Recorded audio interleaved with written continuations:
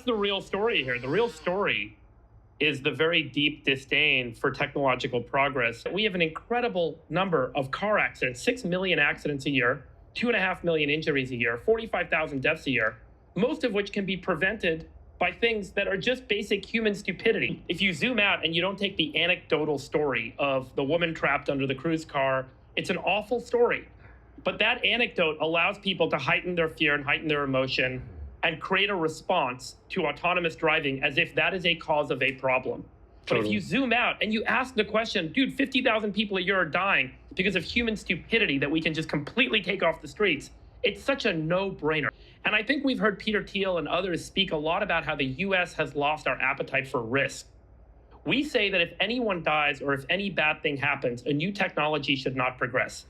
But when we look at the benefit of new technology relative to the cost of it, many of these technologies should progress at an accelerated pace, not at a decelerated pace. So I view this in the lens, this autonomous driving backlash, in the lens of what we see with a lot of new technologies, which is we lose our appetite for risk, we lose our tolerance for any sort of incremental loss, and we lose perspective on the fact that that loss is far, far, far outweighed relative to the gains that you gain if you can get that technology into market faster, not slower. Meanwhile, you see China building 450 nuclear fission stations and the US building none.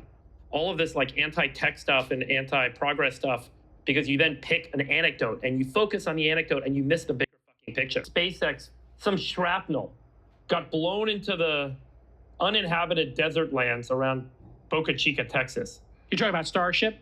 Yeah, Starship. The big one, yeah. And they come in and they're like, shut the whole thing down.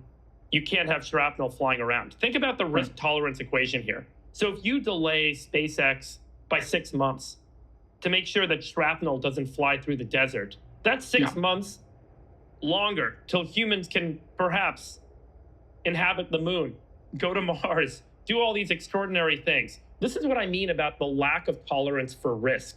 We have to assume that there is a cost in moving things forward. There has to be a cost in progress. Hey, we have to have some degree of loss and some tolerance for risk as we try and make progress with our species. And technology always is going to have setbacks. It's always going to have mistakes.